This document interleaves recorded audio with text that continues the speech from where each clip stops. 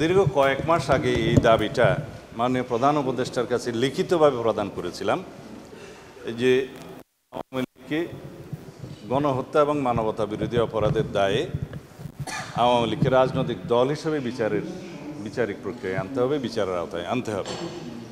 তখন মাননীয় প্রধান উপদেষ্টা যদি বিষয়টা আমলে নিতেন তাহলে হয়তো আজকে গতকালকে বা তার আগের দিন এই বিব্রতকর পরিস্থিতিতে সরকারকে পড়তে হতো না।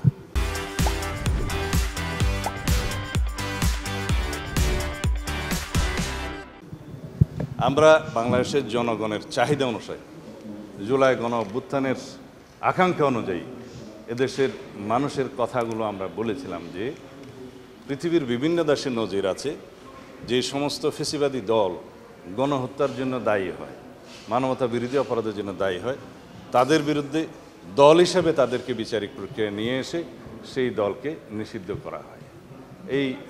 এটা উদাহরণ সারা পৃথিবীর বিভিন্ন দেশে আছে, যেখানে এভাবে জার্মানি সহ আরও অনেক দেশে আছে, ইত্যাদিতে আছে।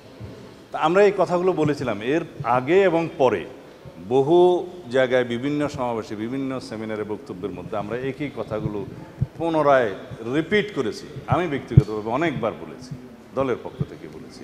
সুতরাং দেরিতে হলেও অন্তর্বর্তীকালীন সরকার আইনি প্রক্রিয়ার মধ্য দিয়ে, সাংবিধানিক প্রক্রিয়ার মধ্য দিয়ে, একটা বিচারিক প্রক্রিয়ার মধ্য দিয়ে এই যে আওয়ামী লীগের বিচার নিশ্চিত করবে এই ঘোষণা দেওয়ার জন্য আমরা স্বাগতম জানাই এই সরকারের এই পদক্ষেপকে। তবে ভবিষ্যতেও আমরা বলবো যে অন্তর্বর্তীকালীন সরকার যেন এরকম বিভিন্ন বিষয়ে যে আমরা পরামর্শ দিই এবং আমাদের দলের যে বিভিন্ন রকমের বক্তব্য থাকে দেশের পক্ষে এবং জনগণের পক্ষে, এই বিষয়গুলো যেন যথাসময়ে আমলে নেন। সরকার পরিচালনায়, দেশ পরিচালনায় আমরা সবসময় অন্তর্বর্তীকালীন সরকারকে সহযোগিতা করব। এবং এই প্রসঙ্গে আরও একটা কথা বলতে চাই, যেহেতু সারা বাংলাদেশে মানুষ এটা আগামী জাতীয় সংসদ নির্বাচনের জন্য ভোটাধিকার প্রয়োগ করার জন্য উদ্গ্রীব হয়ে আছে, এই বিষয়ে যেন মাননীয় প্রধান উপদেষ্টাকে আমরা আগেও অনুরোধ করেছি যেন উনি একটা রোড ম্যাপ প্রদান করেন খুব শীঘ্র, না হলে হয়তো এরকম বিব্রতকর পরিস্থিতি আবারও সৃষ্টি হতে পারে।